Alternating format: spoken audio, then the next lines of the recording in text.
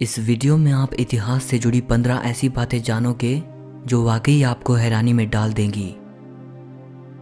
Number 15। 14 अप्रैल 1561 को Germany के Nuremberg शहर के लोगों ने आसमान में एक अनोखा दृश्य देखा था। उस वक्त लोगों ने देखा कि आकाश में अजीब से दिखने वाले ऑब्जेक्ट्स आपस में लड़ रहे थे।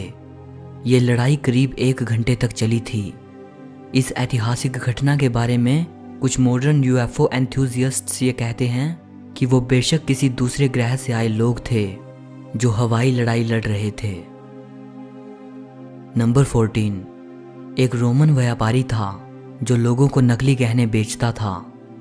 उस समय के रोमन सम्राट गैलियनस ने उस व्यापारी को यह सज़ा सुनाई कि उसे अपने किए गए अपराध के बदले अरीना में एक शेर का सामना करना होगा।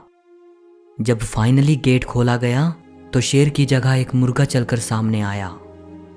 इस घटना के बाद सम्राट गैलियनस ने यह कहा था कि यह व्यापारी लोगों के साथ धोखा करता था, सो इसीलिए हमने भी इसके साथ ऐसा ही किया। नंबर 13। गोर्गियस, जो कि एक एंशिएंट ग्रीक फिलोसोफर थे। ये अपनी डेड मदर की कॉफिन में पैदा हुए थे। इनकी मदर की मृत्यु के बाद जब उन्हें एक ताबूत में रखकर दफनाने के लिए ले जाया जा रहा था, तब लोगों ने ताबूत के अंदर से आ रही एक बच्चे के रोने की आवाज सुनी थी। नंबर 12। सन 614 से लेकर 911। इस टाइम पीरियड के बीच हमारे पास इतने कम आर्कियोलॉजिकल और लिटरेरी एविडेंसेस मौजूद हैं कि कुछ हिस्टोरियंस ये मानते हैं कि ये 297 साल इतिहास में कभी हुए ही नहीं। इस कॉन्स्पिरेसी थ्योरी का नाम फैंटम टाइम हाइपोथेसिस है। अगर ये थ्योरी सही है तो इसका मतलब अभी हम 2020 में नहीं बल्कि 1723 में जी रहे हैं। नंबर 11। अगर हमारी पृथ्वी की पूरी उम्र एक कैलेंडर ईयर मान ली जाए तो हम मनुष्यों का अस्तित्व शुरू होगा 31 दिसंबर रात 11:45 पर। यानी पृथ्वी की उम्र अगर 1 साल मानी जाए तो हम इंसानों को इस दुनिया में आए महज 15 मिनट हुए हैं। इससे पता चलता है कि हम इंसान कितने नए हैं इस दुनिया में। और जब हमारा वजूद नहीं था उससे अरबों साल पहले भी यहाँ लाइफ एग्जिस्ट करती थी और करीब 1 अरब साल तक हमारी पृथ्वी पूरी तरह वीरान रही, ऐसी अवस्था में जब यहाँ कोई जीवन नहीं था। नंबर 10। लेट 19th सेंचुरी में हेडलेस फोटोग्राफी एक पॉपुलर ट्रेंड था। ये जो तस्वीरें आप देख रहे हैं, आप शायद सोच रहे होंगे कि इन फोटोग्राफ्स को टेक्नोलॉजी के इस आधुनिक युग में एडिट किया गया होगा, लेकिन आपको जानकर हैरानी होगी कि ये सभी फोटोग्राफ्स 19वीं सदी के हैं। ये उस दौर की बात है जब डिजिटल दुनिया और फोटोशॉप का नामो निशान भी नहीं था। नंबर 9। 19वीं और 20वीं सदी में वैलेंटाइंस डे के दिन बहुत से लोगों को उनके सीक्रेट हेटर्स द्वारा बेहद बेइज्जती भरे मैसेजेस मिलते थे। इसे विनेगर वैलेंटाइंस कहा जाता था। नंबर 8। 2000 साल पहले किंगडम ऑफ पोंटस में एक राजा थे, मिथ्रीडेटिस 6। ये रोमन एम्पायर के सबसे बड़े दुश्मनों में से एक थे। इन्हें हर समय इस बात का डर सताता था कि कोई इनके खाने में जहर ना मिला दे।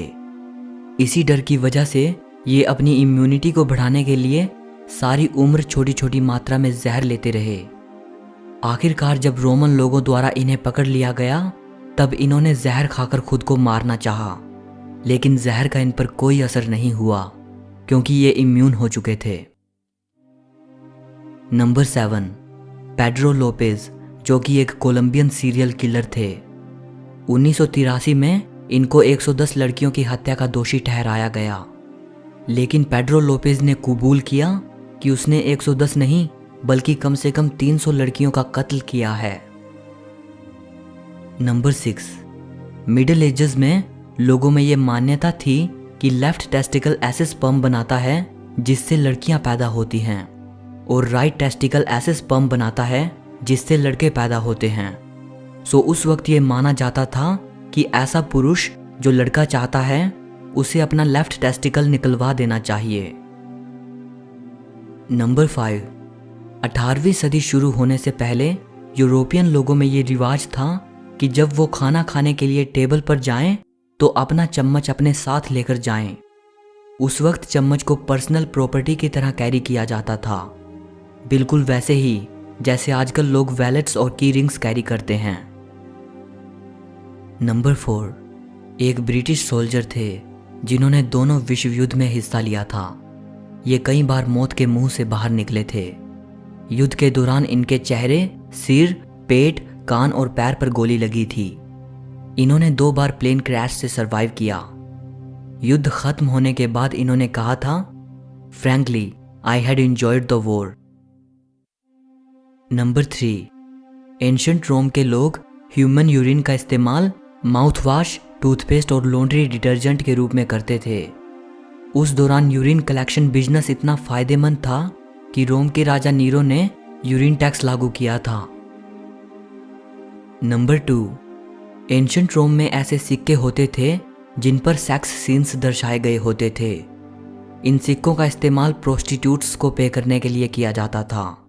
इन सिक्कों को स्पिंस्ट्रिया कहा जाता था। नंबर 1, 1974 में ल्यूबैंग आइलैंड के जंगल से एक जापानीज सोल्जर निकलकर सामने आए। इनका नाम हीरो ओनोडा था। ये पिछले 29 साल से ल्यूबैंग आइलैंड में छिपे हुए थे, यानी तब से छिपे हुए थे जब दूसरा विश्व युद्ध चल रहा था। इनको विश्वास ही नहीं था कि इनके देश जापान ने 1945 में ही सरेंडर कर दिया था। सो इस वीडियो के लिए इतना ही। अगर आपको वीडियो अच्छी लगी हो तो लाइक और शेयर ज़रूर करना, और हिस्ट्री से जुड़ी ऐसी ही वीडियो देखने के लिए चैनल को सब्सक्राइब करके घंटी को दबा देना। सो मिलते हैं अगली वीडियो में।